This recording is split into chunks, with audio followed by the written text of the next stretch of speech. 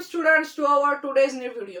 तो आज हम देखने वाले हैं टाइप्स ऑफ सिलेक्शन, और ये types of selection evolutionary point of view से, यानी कि जो हमारा नेचुरल सिलेक्शन का प्रोसेस था उसी के अंदर स्टूडेंट्स ये चार ग्राफ्स आते हैं, और ये चार ग्राफ चार सिलेक्शन के प्रोसेस को दिखाते हैं, जो है हमारे डिसरप्टिव, डायरेक्शनल, स्टेबलाइजिंग और बैलेंसिंग सिलेक्शन। और ये बैलेंसिंग सिलेक्शन ये चारों क्या बताते हैं स्टूडेंट्स, ये चारों फिनोटाइप कौन सा फेवर हुआ है कौन से सिलेक्शन के अंदर, और इससे जेनेटिक और फिनोटाइपिक रेशो पर क्या असर गिरेगा और जेनेटिक वेरिएशन कितने % होगा, ये शो होता है इन चारों ग्राफ में। तो स्टूडेंट्स चलो स्टार्ट करते हैं। तो स्टूडेंट्स हमारे जो चार ग्राफ है वो है डायरेक्शनल, स्टेबलाइजिंग, बैलेंसिंग और डिसरप्टिव। तो स्टूडेंट्स चारों ग्राफ पढ़ने से पहले हम इसका बेसिक पॉइंट ऑफ व्यू देख लेंगे, यानी कि जो हमारा नेचुरल सिलेक्शन का प्रोसेस है, और नेचुरल सिलेक्शन का प्रोसेस का एक ही मोटो है स्टूडेंट्स, सर्वाइवल ऑफ फिटेस्ट। ये हमारे नेचुरल सिलेक्शन का मोटो है। पर स्टूडेंट्स नेचुरल सिलेक्शन के अंदर एक और पॉइंट आता है जो है वेरिएशन, और वेरिएशन ऑफ फिनोटाइप, और यही वेरिएशन ऑफ फिनोटाइप हमें लेता है नेचुरल सिलेक्शन की ओर आगे बढ़ाता है। तो स्टूडेंट्स चारों ग्राफ स्टार्ट करने से पहले मैं एक फिनोटाइपिक ग्राफ बताना चाहूंगा, ऑफ व्यू क्लियर हो जाएगा। तो स्टूडेंट्स हम ग्राफ के अंदर पढ़ने वाले हैं, यहाँ पर हमारे फिनोटाइप्स है, जैसे कि ये है ए, स्मॉल एस, कैपिटल ए, और यहाँ पर दोनों स्मॉल ए। तो स्टूडेंट्स इस पॉइंट ऑफ व्यू से हमें पता है कि कौन सा रिसेसिव है, कौन सा होमोजाइगस है, कौन सा हेट्रोजाइगस है, और कौन सा डोमिनेंट है। तो स्टूडेंट्स ये होमोजाइगस है, ये हेट्रोजाइगस है, ये भी होमोजाइगस है। पर स्टूडेंट्स ये हमारे डोमिनेंट कैरेक्टर्स है, ये हमारे रिसेसिव कैरेक्टर है, और ये दोनों को क्या कहा जाता है, ये दोनों को एक्सट्रीम कैरेक्टर्स कहा जाता है। और एक्सट्रीम कैरेक्टर इसलिए कहा जाता है क्योंकि इनकी फेवरिंग बहुत ही कम होती है, और अगर इनकी फेवरिंग हुई तो जेनेटिक वेरिएशन होने के चांसेस ज्यादा होते हैं। तो स्टूडेंट्स चलो स्टार्ट करते हैं हमारे ग्राफ्स और हमारे स्टेबलाइजिंग, डायरेक्शनल, डिसरप्टिव और बैलेंसिंग सिलेक्शन। तो स्टूडेंट्स एक एक कर हम ये स्टार्ट करने वाले हैं। सबसे पहले हम देखने वाले हैं हमारा डायरेक्शनल सिलेक्शन। तो स्टूडेंट्स जैसे कि हमने देखा था डायरेक्शनल सिलेक्शन के अंदर क्या क्या इन्वॉल्व होने वाला है, कैसे होने वाला है, वो अभी हम देखने वाले हैं। तो स्टूडेंट्स ये जो ब्लैक ग्राफ देख रहे हैं आप, ये स्पाइक देख रहे हैं, वो कहाँ पर बनी है, हमारे एक्सट्रीम फिनोटाइप पे। किस पे?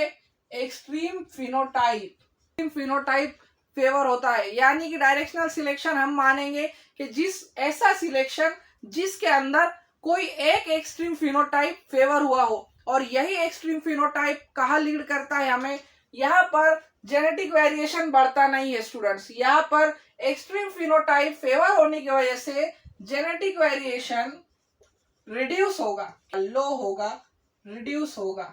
तो स्टूडेंट्स ये था हमारा डायरेक्शनल सिलेक्शन। इस सिलेक्शन में कोई भी एक एक्सट्रीम फिनोटाइप को चूज किया जाता है, और उसी के फेवर पर हमारा ऑर्गेनिज्म बढ़ता है, वो उस कैरेक्टर के साथ ग्रो होता है, और इस वजह से जेनेटिक वेरिएशन रिड्यूस होता है। हमारा सेकंड ग्राफ है स्टेबलाइजिंग सिलेक्शन, और स्टेबलाइजिंग सिलेक्शन को आप इस पॉइंट ऑफ व्यू से देखेंगे तो यहाँ पर जो हमारा मिडल का कैरेक्टर था स्टूडेंट्स, हेट्रोजाइगस कंडीशन, यानी मिडल के कैरेक्टर को फेवर किया गया है, और यहाँ पर मिडल के कैरेक्टर यानी मिडल के फिनोटाइप को फेवर करने की वजह से यहाँ पर भी जेनेटिक वेरिएशन इतना नहीं होगा, और स्टेबलाइजेशन सिलेक्शन के अंदर भी जेनेटिक वेरिएशन रिड्यूस होगा। स्टूडेंट्स वेरिएशन बहुत कम होगा और रिड्यूस होगा। तो स्टूडेंट्स ये था हमारा स्टेबलाइजिंग सिलेक्शन, जो हमारे मिडल के कैरेक्टर्स को फेवर करता है। और हमारा जो थर्ड ग्राफ है स्टूडेंट वो है डिसरप्टिव सिलेक्शन, और डिसरप्टिव सिलेक्शन इसे इसलिए नाम दिया गया है क्योंकि ये दो एक्सट्रीम कैरेक्टर को फेवर करता है हमारे, it favours the two extreme characters, और टू एक्सट्रीम कैरेक्टर यानी ए और स्मॉल ए। तो ये दोनों एक्सट्रीम कैरेक्टर्स को फेवर करता है, और ये टाइप के वेरिएशन में कोई भी ऑर्गेनिज्म के अंदर दो कैरेक्टर डेवलप होते हैं जो इसका जेनेटिक वेरिएशन इंक्रीज करते हैं। तो यहाँ पर क्या आएगा स्टूडेंट, जेनेटिक वेरिएशन इंक्रीजेस। तो स्टूडेंट जेनेटिक वेरिएशन यहाँ पर इंक्रीज हो रहा है, यानी कि ये हमारे ऑर्गेनिज्म के लिए बेनिफिट है, बेनिफिशियरी है सर्वाइवल के लिए। और कई ऑर्गेनिज्म के अंदर दो कैरेक्टर एक साथ शो होते हैं और ये उनके सर्वाइवल के लिए बेनिफिट होते हैं, क्योंकि अगर कैरेक्टर एक्सप्रेस होंगे तो वो उनके सर्वाइव में मदद करेंगे। और यहीं पर हमारा नेचुरल सिलेक्शन का वेरिएशन भी प्ले होता है और सर्वाइवल ऑफ फिटेस्ट भी दिखाई देता है। तो स्टूडेंट्स ये था हमारा डिसरप्टिव सिलेक्शन, जिसमें दो एक्सट्रीम कैरेक्टर्स को फेवर किया जाता है। और अगला है हमारा बैलेंसिंग सिलेक्शन। तो स्टूडेंट बैलेंसिंग सिलेक्शन में कहीं पर भी ग्राफ को ब्लैक इसमें नहीं दिखाया गया है। क्यों स्टूडेंट्स, क्यों डॉटेड में भी नहीं दिखाया गया है? और ऐसा इसलिए है क्योंकि बैलेंसिंग सिलेक्शन किसी भी कैरेक्टर को फेवर नहीं करता। ये जैसा लीनिएज में स्टार्ट हो रहा है, लीनिएज जैसा बना है स्टूडेंट, उसी तरह से ये आगे बढ़ता रहता है, यानी कि पुराने ही कैरेक्टर लेकर चलता है और ये कोई नए कैरेक्टर फेवर नहीं करता, फेवर्स नथिंग। और कोई दूसरा फिनोटाइप फेवर नहीं होता, इसलिए इसे बैलेंसिंग सिलेक्शन कहते हैं। और बैलेंसिंग सिलेक्शन यानी जेनेटिक वेरिएशन जो पहले से चल रहा था उसे मेंटेन करता है, ना कि ये इंक्रीज होगा ना ही डिक्रीज होगा। और जेनेटिक वेरिएशन यहाँ पर मेंटेन हो रहा है बैलेंसिंग सिलेक्शन के अंदर, इसके नाम में ही छुपा है बैलेंसिंग। तो स्टूडेंट्स ये थे हमारे 4 टाइप के सिलेक्शन के ग्राफ और सिलेक्शन के टाइप्स जो नेचुरल सिलेक्शन के अंदर आते हैं, जिसके अंदर डायरेक्शनल है, स्टेबलाइजिंग है, बैलेंसिंग है और डिसरप्टिव है।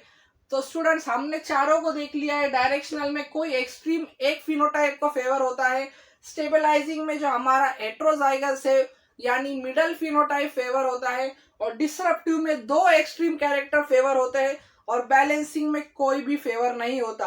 और डायरेक्शनल और स्टेबलाइजिंग में जेनेटिक वेरिएशन दोनों में रिड्यूस होता है, और डिसरप्टिव में इंक्रीज होता है, और बैलेंसिंग में मेंटेन रहता है। तो स्टूडेंट्स ये था आज का वीडियो हमारे टाइप्स ऑफ सिलेक्शन के अंदर जो नेचुरल सिलेक्शन के अंदर आता है। और मुझे आशा है, मुझे उम्मीद है कि आपका कंसेप्ट इस ग्राफ्स के बारे में क्लियर हो चुका होगा। तो ऐसी ही वीडियोस के लिए मेरे चैनल को लाइक करें, शेयर करें और सब्सक्राइब करना ना भूलें। और अगर आपको कोई टॉपिक पसंद हो तो कमेंट बॉक्स में बताएं, मैं उस पर वीडियो जरूर बनाऊंगा। Thank you for watching.